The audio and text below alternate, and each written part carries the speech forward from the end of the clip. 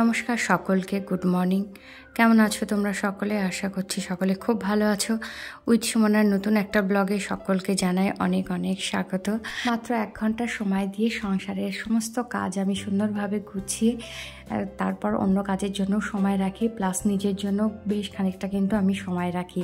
তো সেটাই তোমাদের সাথে শেয়ার করতে চলেছি।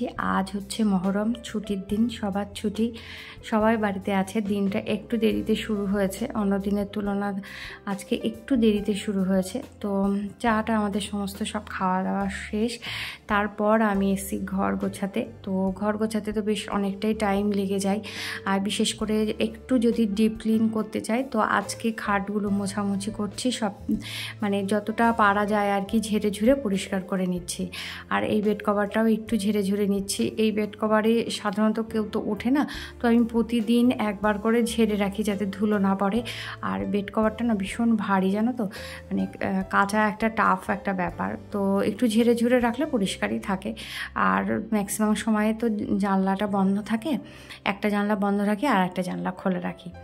আর আজকে ছুটি, আর আমি যেখানে থাকবো আমার মেয়েকেও সেখানেই থাকতে হবে। দেখো এই ঘরে এসেছি, তো এই ঘরে এসে ও দোলনাতে এসে বসলো।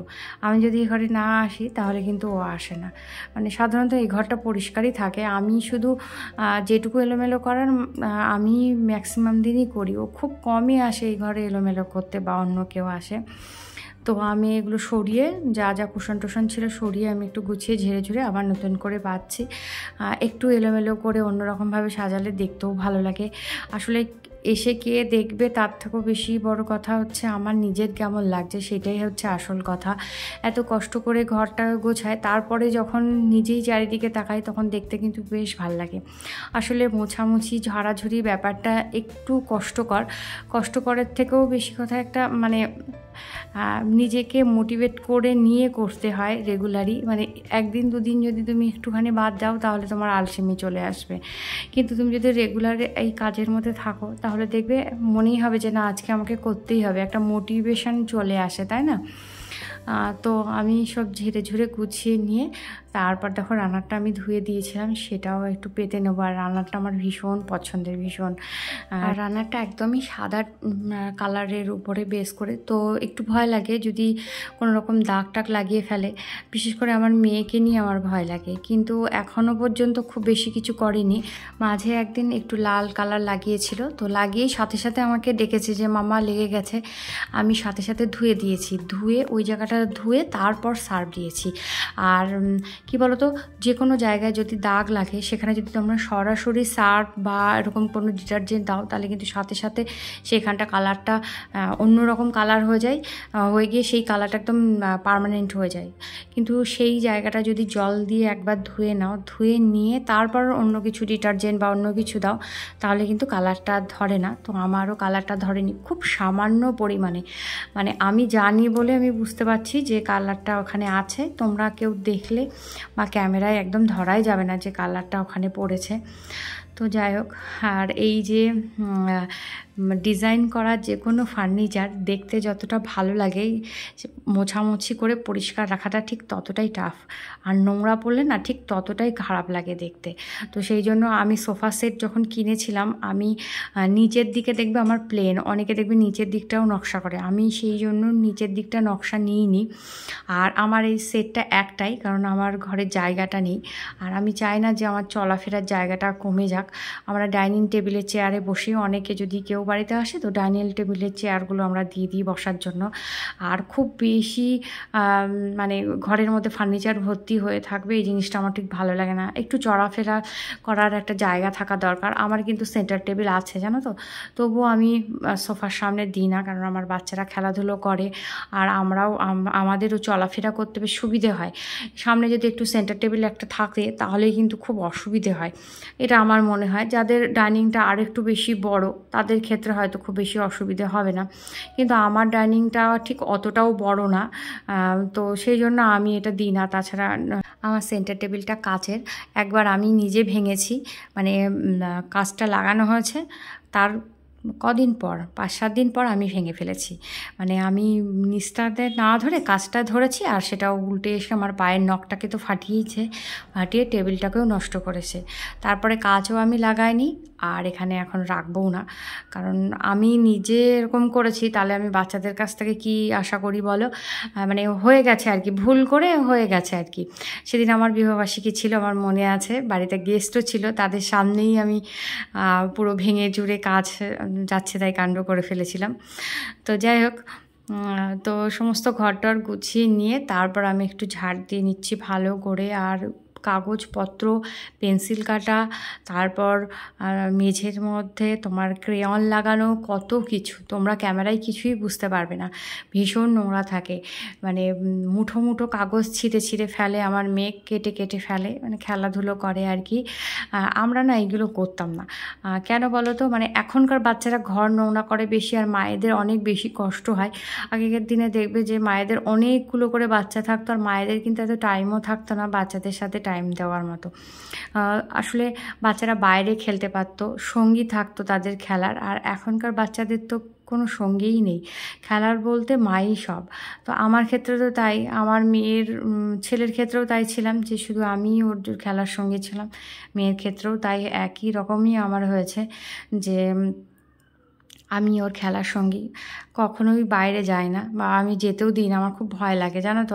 আমি বাচ্চারা বাইরে খেলা করছে আর আমি বাড়িতে বসে আছি, এই মোটে আমার মানে শান্তি লাগে না। যদি বাইরে নিয়ে যাই তাহলে আমি দাঁড়িয়ে থাকবো, আর না হলে বাইরে আমি কিছুতেই যেতে দিই না। তো যেহেতু এখন সবাই একা একাই খেলাধুলো করে, ওই জন্য বাচ্চারা নোংরাটাও অনেক বেশি করে, মাকে জ্বালাতনটাও অনেক বেশি করে।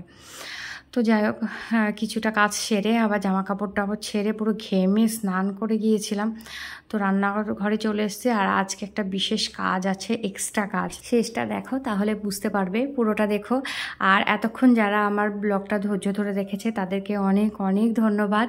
তো যদি এতটুকু দেখে কোথাও একটু ভালো লেগে থাকে তাহলে প্লিজ আমার ভিডিওটা একটু লাইক করে দিও, আর বন্ধুবান্ধব আত্মীয় স্বজনের সাথে একটু শেয়ার করে দিও, যাতে আমি ইউটিউবে নিজের জায়গা একটুখানি হলেও করে নিতে পারি। তো রান্নাটা তো পুরোটা দেখায়নি, তো এখানে করেছি ডিম বেগুন, স্যালাড কেটেছি, আর এটা ঝিঙে দিয়ে বড়ি দিয়ে একটা তরকারি করেছি।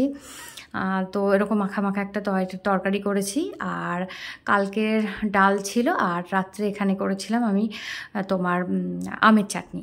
তো এই হচ্ছে আমাদের খাবার। তো এই হচ্ছে দুপুরের খাবার। তারপর তাড়াহুড়ো করে ঘরটা মুছলাম, তারপর আমি একটু বেরিয়েছিলাম। তো চলো তোমাদের সাথে করে নিয়ে যাব, কি বেশ আনন্দও লাগছে, আবার একটু টেনশনও আমার একটু হচ্ছে।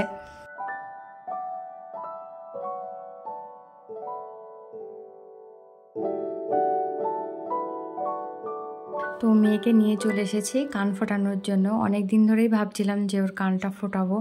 আসলে কি বলো তো, বড় হয়ে গেলে কানটা শক্ত হয়ে যায়, তখন বাচ্চাদের আরও বেশি লাগে। তো যতটা ছোট সম্ভব, মানে যতটা ছোট বয়সে আর কি ফোটানো যায়, ওরা বোঝেও ব্যাপারটা কম ব্যথা জিনিসটা, আর কানটাও বেশ নরম থাকে। তো খুব এক্সাইটেড ছিল কিন্তু ও। হ্যাঁ, আবার বলছিল যে আমার একটু ভয় লাগছে, আর এখন দেখো মুখটা দেখো কাঁদছে। তো ফার্স্ট টাইম একটু কেঁদেছে প্রথমটাতে, তারপরে কিন্তু আর কাঁদেনি। আমার মেয়ের কিন্তু বেশ সহ্য ক্ষমতা দেখো, আরও কাঁদছিল কিন্তু কোনো রকম আওয়াজ করে না। হ্যাঁ, মানে একদমই আস্তে আস্তে কাঁদছিল, কোনো রকম আওয়াজ করে না। ও জানে যে বাইরে সবার সামনে ওরকম করে আওয়াজ করে কান্না যায় না। তো আমি তো ভয় লাগছিল আমি ওখানে বলছিলামও তাই, যে হয়তো আজকে একটা ফোটালাম, আবার হয়তো কালকে আবার আসতে হবে আর একটা ফোটানোর জন্য, এমন হয়তো লাফালাফি জুড়ে দেবে, কিন্তু তা কিন্তু করলো না, একদম শান্তভাবে বসেছিল। এবং ওখানে যারা যারা ছিল আর কি, আসলে এটা তো একটা সেলুন, তো ওখানে যারা যারা ছিল তারা সবাই বলছে যে বাচ্চাটা খুব শান্ত, কিছুই বলল না। তো ফার্স্টের একটু কেঁদেছে, তারপরে আর কাঁদিনি। দেখো কানটা পুরো লাল হয়ে গেছে গো। যাই হোক, আমি ওকে বলছিলাম যে সাজুগুজু করতে গেলে একটু তো লাগবেই। তো দেখলাম চুপচাপ ছিল, খুব বেশি কিছু বলেনি। আর একটা ওষুধ নিয়ে যাওয়া হয়েছিল, তো সেটাই আর কি সাথে সাথে দেওয়া হয়েছে। আর এই ওষুধটা না ভীষণ ভালো, জানো তো, আমাদেরই একজন চেনাশোনা একজন দিয়েছে। তো আমার মেয়ের কানটা ফুটিয়েছি ইতিমধ্যে, তো বেশ কয়েকদিন হলো। তো আমার মেয়ের কানে কিন্তু বিশেষ তেমন কোনো ব্যথা নেই। যদি কেউ আলাদা করে চেপে একটু ধরে তবেই ব্যথা, তাছাড়া কিন্তু ও কিন্তু কোনো রকম ব্যথা ব্যথা বলছে না বা কিছুই করছে না, একদম নর্মাল আছে। আর পাশ ফিরে শুতেও ওর কোনো অসুবিধে হচ্ছে না। তো আমার মনে হলো যে এই ওষুধের গুণেই বোধহয় আমার মেয়ের কোনো রকম সমস্যা হয়নি। তো যাই হোক, আমার মেয়েটাকে কেমন লাগছে অবশ্যই বলো। আর দেখতে দেখতে মেয়েটা অনেক বড় হয়ে গেছে। হ্যাঁ, তো চলো আজকের মতো এখানেই বিদায় নিচ্ছি, আবার দেখা হবে নতুন কোনো একটা ভিডিওয়।